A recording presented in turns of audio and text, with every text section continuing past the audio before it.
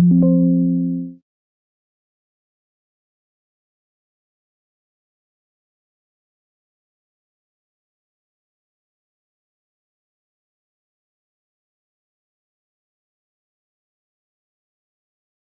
17th, 1521.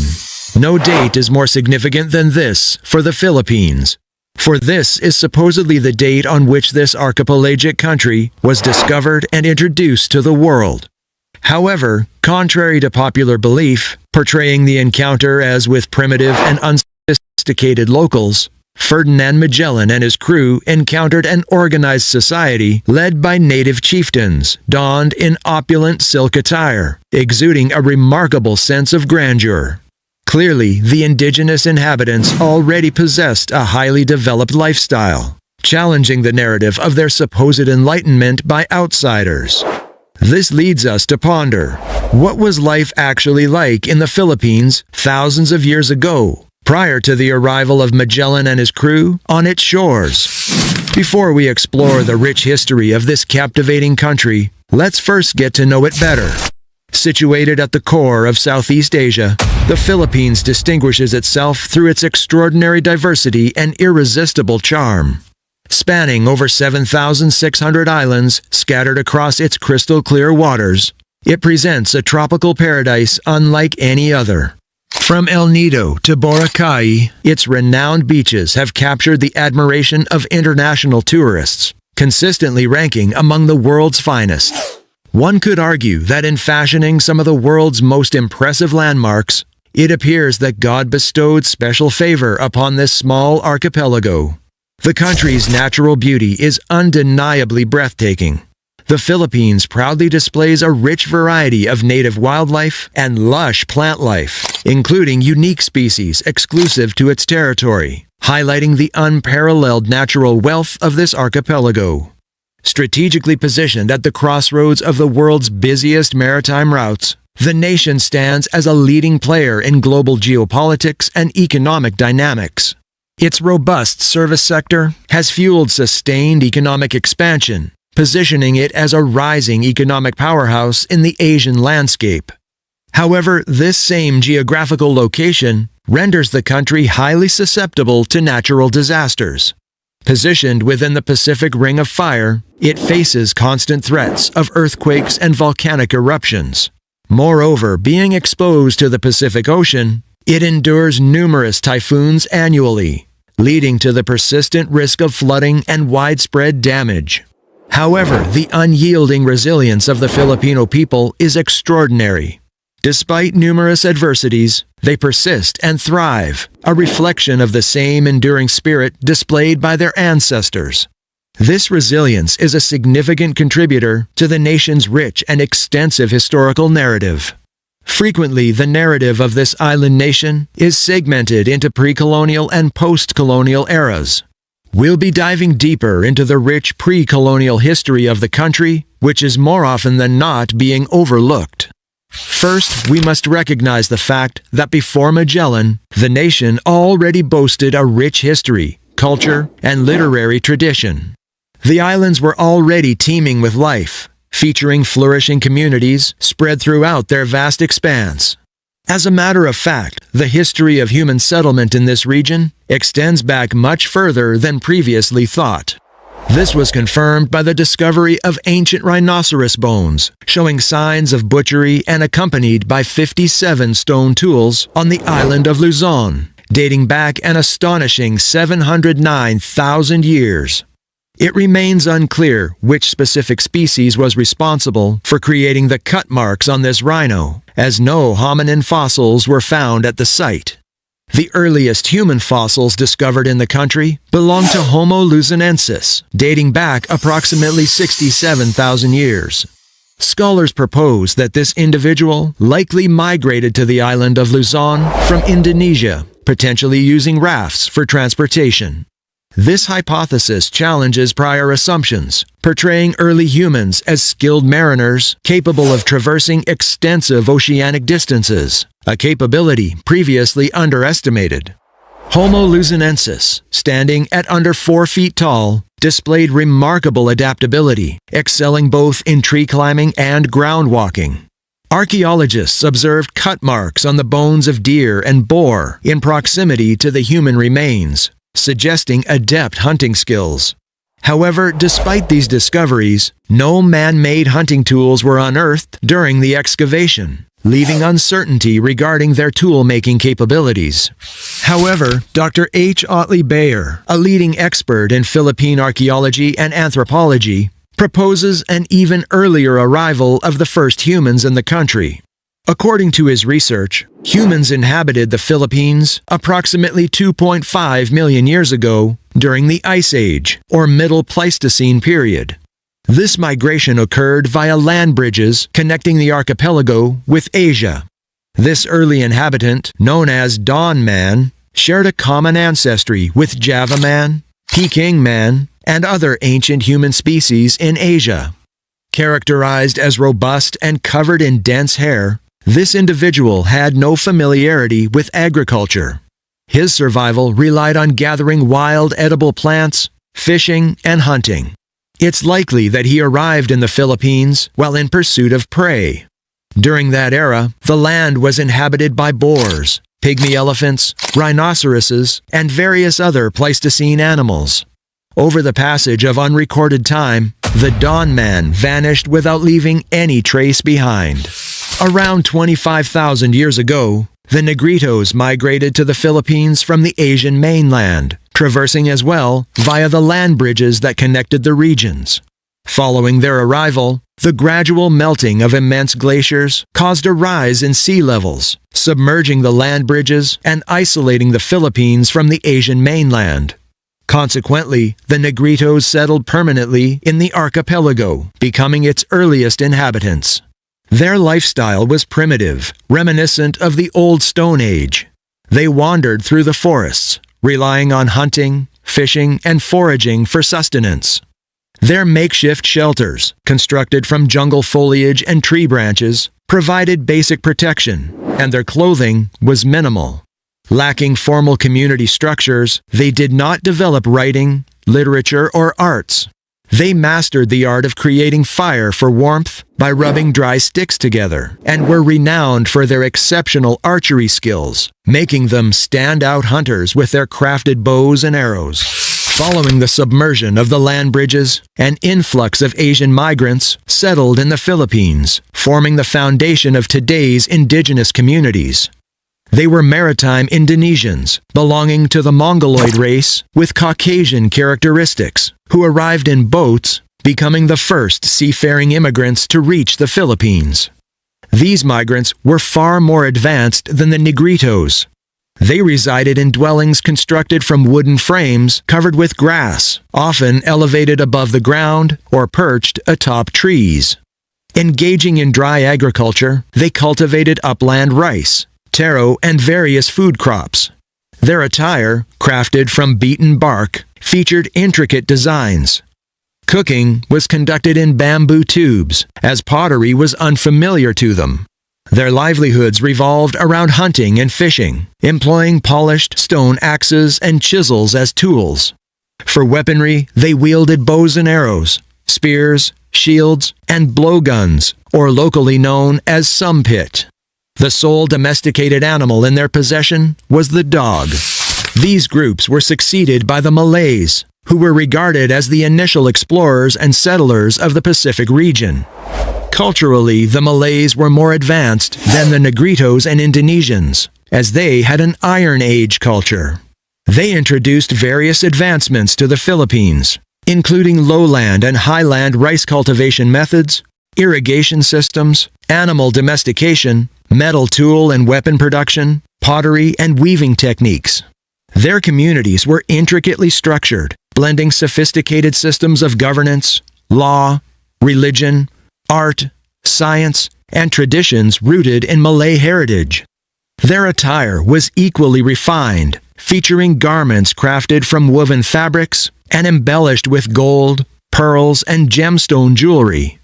Their armaments were notably sophisticated, including swords, shields, and armor fashioned from animal hide and hardwood, alongside bronze cannons. Communities in early Philippine settlements typically clustered around rivers and were frequently isolated by natural barriers. Consequently, instead of developing a centralized political system, they fostered connections through intermarriage and kinship bonds. The recorded history of the Philippines commences around 900 AD with the Laguna copperplate inscription, which serves as a legal document known as Sudapatra, essentially acting as a receipt for the settlement of a debt in today's context. During this era, the inhabitants of the archipelago began organizing themselves into socio-political units called barangays, derived from the term balangays, which refers to the small yet sturdy boats that the nation's Malay ancestors utilized to traverse the Pacific Ocean and settle in its territories. It can be composed of tens to hundreds of individuals. These barangays were headed by a local chieftain named as Datu. Below the Datu, the Council of Elders served as a key advisory body. It's significant to note that the Datu could be male or female, reflecting the democratic principles of the country's pre-Hispanic ancestors, where gender was irrelevant, as long as the Datu earned the trust and support of the community. In regions with greater Indian influence, the rulers were referred to as Rajas. Later, in areas that embraced Islam, they were known as sultans. These societies were typically stratified into 4 distinct classes: the Maginoo, representing the nobility; the Timawa, comprising the commoners; the Maharlika, denoting the warrior class; and the Alipin, who served as the lower class or servants.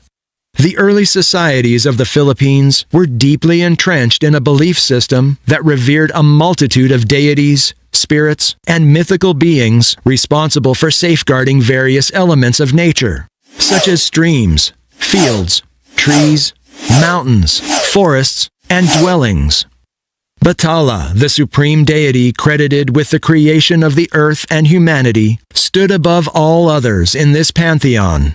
To appease these divine entities, some benevolent, others malevolent, regular offerings and prayers were made as a means of seeking favor and protection.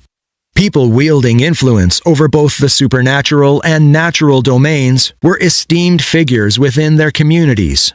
Every village had its cadre of shamans and priests engaged in friendly competition to showcase their abilities and perform ceremonial healing rites.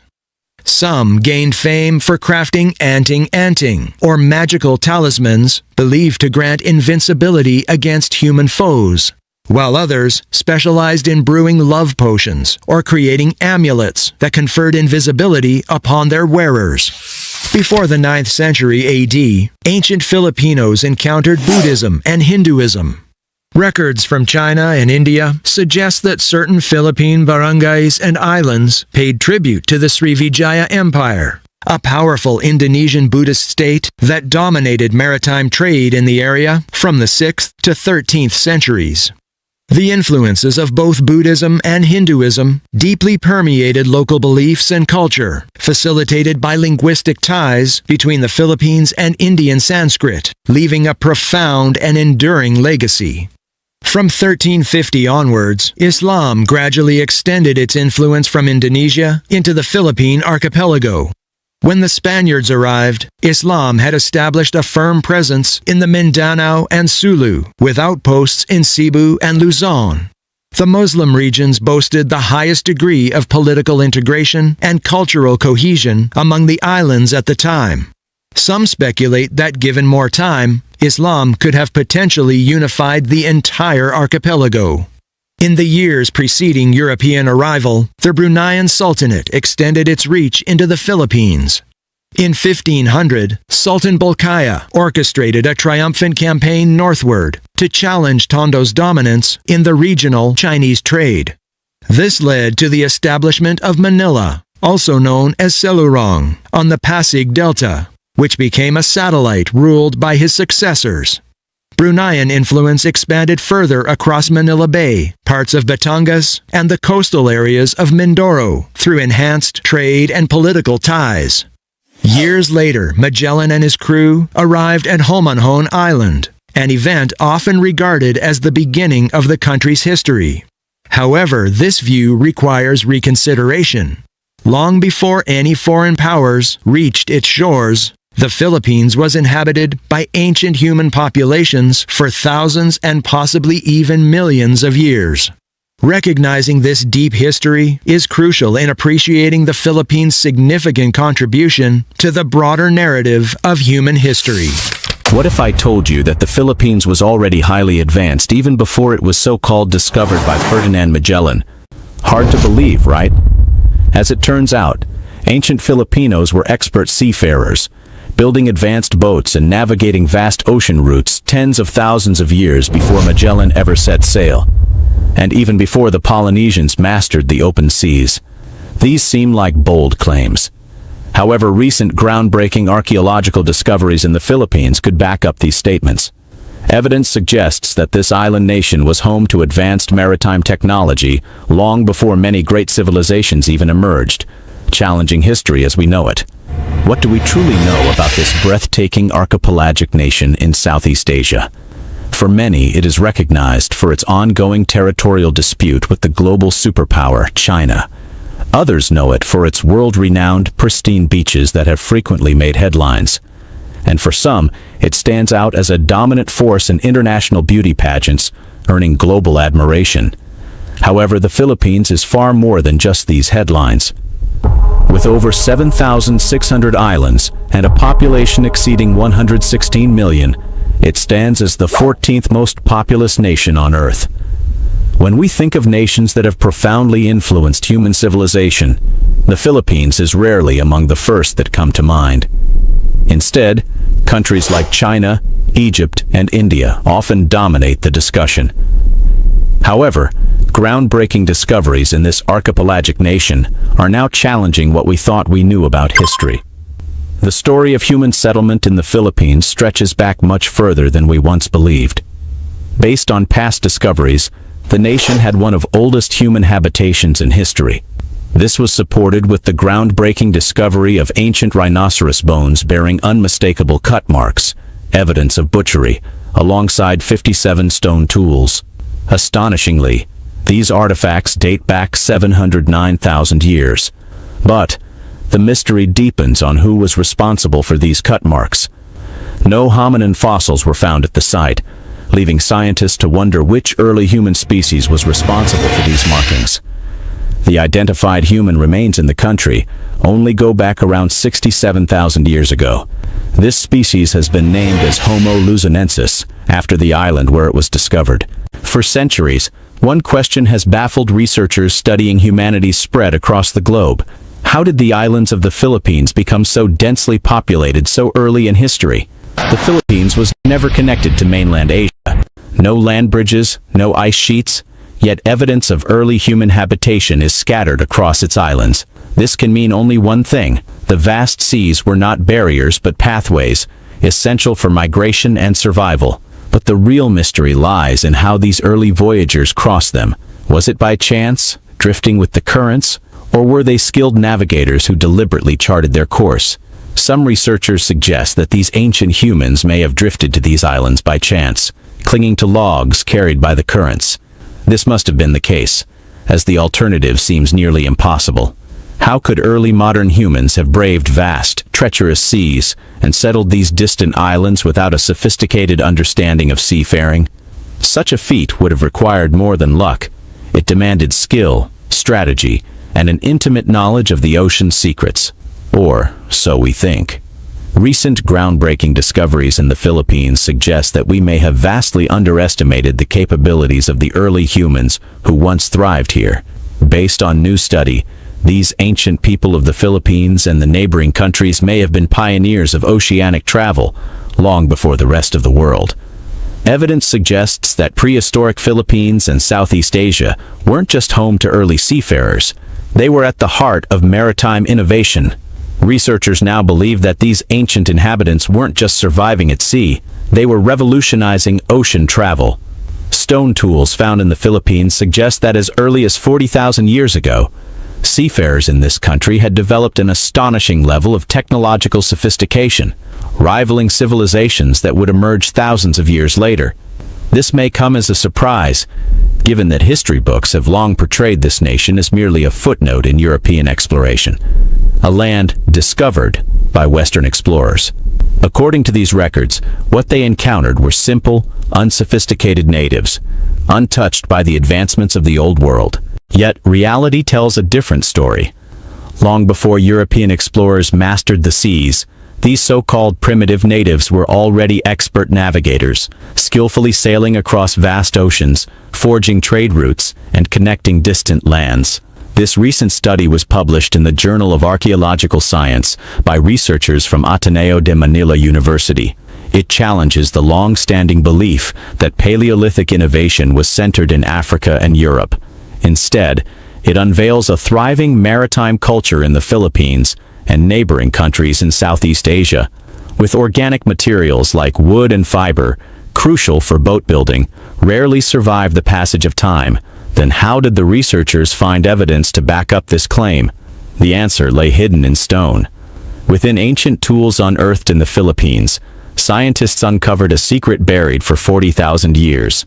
Upon closer examination, they found undeniable traces of plant fiber extraction, proof that early Homo sapiens in this region were not only surviving, but innovating. You might wonder, what's the connection between this fiber extraction and boat building? Researchers have suggested that these early humans extracted tree resin so they could use it to weave ropes, craft nets, and other binding materials. The strong and durable ropes made from these plant fibers were essential innovation for constructing boats that could withstand long journeys between islands. With how sea travel could be treacherous, even with our modern ships, these ancient humans in the Philippines also invented something so they could beat these waves. Supporting these findings, archaeologists in Mindoro and Timor-Leste uncovered deep-sea fish remains, tuna, sharks, alongside fishing hooks, gorges, and net weights. This showed that our ancestors weren't just involved in early fishing. The discovery of large predatory fish unveils something remarkable. These species don't thrive in shallow coastal waters, meaning early Filipinos had to venture far beyond the shore to catch them. This points to one undeniable truth. They weren't just coastal foragers, but skilled deep-sea navigators. To hunt these elusive fish, they must have mastered ocean currents, tracked fish migration patterns, and understood seasonal weather shifts with astonishing precision. Their seafaring expertise was not only advanced for its time, but rivaled that of the famed Polynesian navigators, who would emerge much later in history. Their advanced boat-building skills likely positioned the region as a driving force of innovation tens of thousands of years ago, laying the foundation for rich maritime traditions that still endure today. Theories are just theories if they can't be put to test. So, the researchers from Ateneo de Manila University launched the first long-distance open sea watercrafts, or FLOW project. This aims to reconstruct and sail ancient-style boats, using the very materials and techniques uncovered at archaeological sites. More than just building replicas of the boats, the project aims to prove that these early sailors were indeed capable of mastering long-distance ocean travel far earlier than history books suggest. Once proven true, this would radically change our understanding of early human exploration. It would strengthen the claim that indeed the Philippines have been home to some of the world's first great navigators. They bridged vast oceanic distances at a time when much of humanity was still confined to land. With this, we could finally put an end to the debates about whether Magellan truly discovered the country, or if the natives had already established their civilization long before his arrival. This would let the Filipinos be more proud of their heritage as expert seafarers, even before any foreign powers landed on their shores. What if I told you that the first person to circumnavigate the world wasn't a conqueror, not a captain, nor even a European explorer? He was a forgotten Filipino slave, one who spoke many tongues. No one knows his real name, so he was just called Enrique of Malacca. Who was this man? And how might his untold story reshape our entire understanding of the history we thought we knew? To answer that question, we need to rewind to an era when nations were locked in a high-stakes race to explore, conquer, and claim the unknown. In the heart of the European Age of Discovery, two titans, Portugal and Spain, battled for dominion over the world's uncharted corners. One explorer would be etched forever in the history books: Ferdinand Magellan. This man is acknowledged to have first circumnavigated the world. But as we dive deeper into this part of our history, one crucial question arises. What if the version we've always known isn't the full truth? 1511. Magellan sailed eastward with a Portuguese fleet into the heart of Southeast Asia. There they seized control of Malacca, an ancient trading hub in what is now Malaysia. This is where Magellan would find the boy that would set out to change the course of history. It was in this place that Magellan acquired a 14-year-old slave named Enrique. His exact roots were never officially recorded. However, many believed, and based on existing proof, that he was a Filipino. He spoke Malay fluently, along with several other regional tongues. Quick to learn Portuguese, Enrique became more than just a servant. He played a crucial role. He became Magellan's trusted interpreter, hence, he became his constant companion.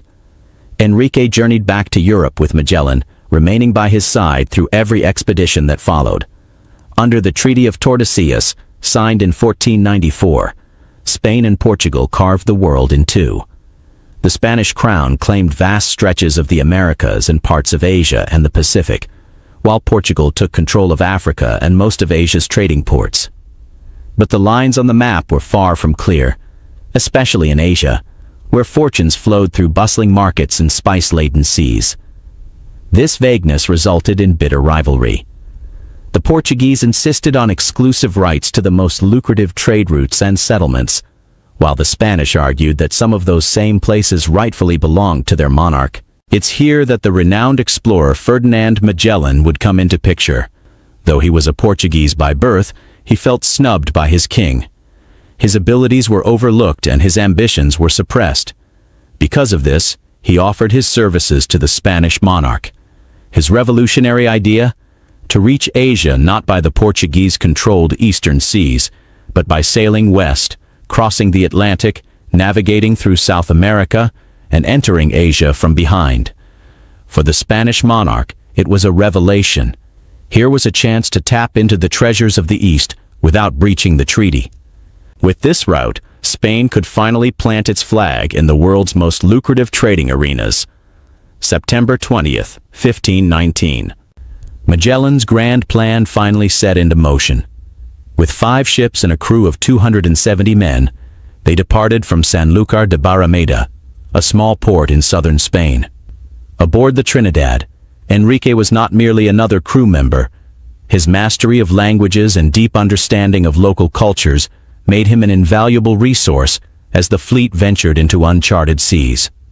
To underscore his significance to the expedition, Enrique received a monthly wage of 1,500 maravedis, far more than Antonio Pigafetta, the noble chronicler, who earned just 1,000.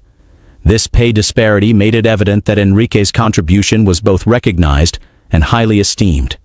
Magellan, perhaps sensing the crucial role Enrique might play, made him a promise.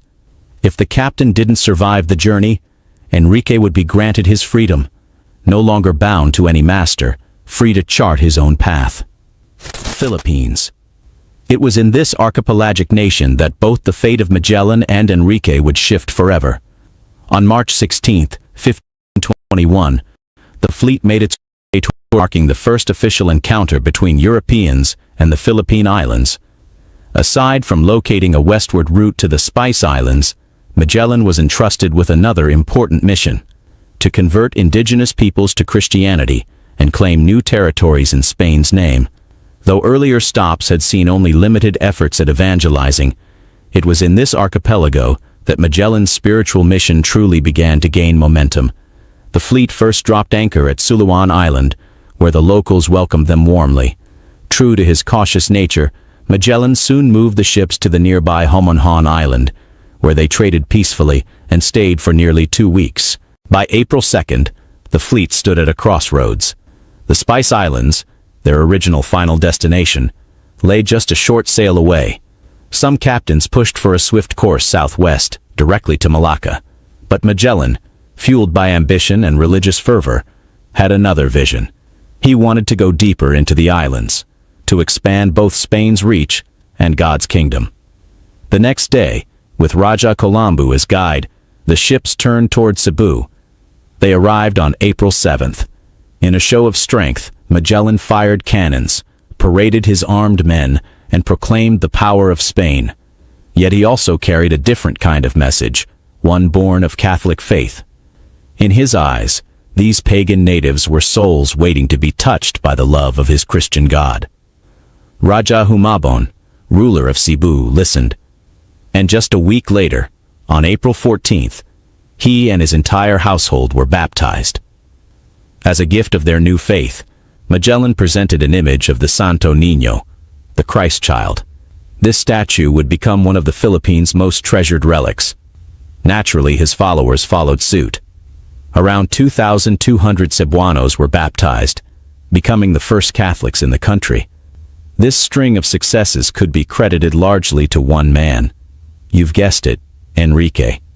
More than just an interpreter, he was the bridge, fluent not only in Malay but in Cebuano as well. Antonio Pigafetta noted with admiration how effortlessly Enrique conversed with the locals. In that quiet fluency, there was something unmistakable. He wasn't just speaking their language, he was speaking as one of them. His command of Portuguese and Spanish was no mystery. Those were the tongues of the men who had owned him, drilled into him through years of servitude. But Cebuano? That was something else entirely. If Enrique could speak Cebuano well enough to serve as the bridge between European explorers and native chiefs, it raises a striking possibility. He may not have been from Malacca at all. He may have been from here, from the Philippines. And if that's the case, then something extraordinary has occurred. While the rest of the crew began their journey in Spain, Enrique's origin may lie on these very islands. In effect, this would make him the first person in history to circumnavigate the globe. Not Ferdinand Magellan, nor Juan Sebastian Elcano, but Enrique of the Philippines. While it's often claimed that Enrique spoke in Malay during his exchanges with the islanders, what happened here in the Philippines suggests otherwise. The events that followed hint at something deeper, evidence that Enrique was a true-blooded Cebuano. When Magellan met his end in the hands of Cebuanos, the expedition was thrown into disarray, leaderless and uncertain. Duarte Barbosa, Magellan's brother-in-law, and Juan Serrano stepped up to take command. Despite Magellan's promise to free Enrique upon his death, Barbosa and Serrano chose to ignore it. To them, he wasn't a man to be freed, but a tool too valuable to lose. This decision they would soon come to deeply regret. On May 1st, Raja Humabon, still presenting himself as friendly, invited the Europeans to a grand feast in their honor. About 30 officers, including the new commanders and Enrique, attended. The feast begins with laughter and fresh fruit, but it ends in betrayal. 27 of the 30 men were slaughtered, while the remaining crew hurriedly sailed away, abandoning the Philippines. But Enrique? He was left unharmed. Why? Many believed he played a major role in orchestrating this treachery, perhaps even leading the plot alongside the Cebuanos. The Europeans, unable to understand his words, would have had no way of knowing the plans he whispered in the local dialect. A plot of that scale doesn't run on words alone. It runs on shared trust, a common tongue, and deep cultural ties. Another clue lies in Pigafetta's own vocabulary list he titled Words of the Heathen People, featuring 150 native terms recorded during their stay in the Philippines. This may have very well been the first Cebuano-Italian glossary in history. But how did a European outsider, fresh off the boat, manage to gather such accurate local words? An Italian linguist offered a compelling answer. While a few terms might have been picked up through pantomime or chance encounters, the bulk of the vocabulary may have come from Enrique. As a matter of fact, Enrique was referred to as Pigafetta's teacher. Another revealing moment comes from the account of Ginas de Mafra, a sailor who chronicled his own version of the voyage. He describes a night when Enrique, drunk on laksoy, a strong local wine distilled from nipa palm, but the company he kept that night wasn't royalty or foreign merchants. He was drinking with ordinary townsfolk, people unlikely to speak Malay, and yet Enrique laughed with them, drank with them. If he didn't understand Cebuano, how could he have joined in so easily? This might be a small detail, but one with big implications. In the end, with these compelling proofs, we can confidently conclude that Enrique was a true-blooded Filipino. As the remaining Spanish ships fled the archipelago and endured 16 more grueling months before reaching Spain, Enrique had likely already slipped away into the lands he knew by heart, and quietly completing what may have been the greatest voyage in history. But what are your thoughts about Enrique? If you enjoy our video, don't forget to subscribe to be part of our community. Until the next one.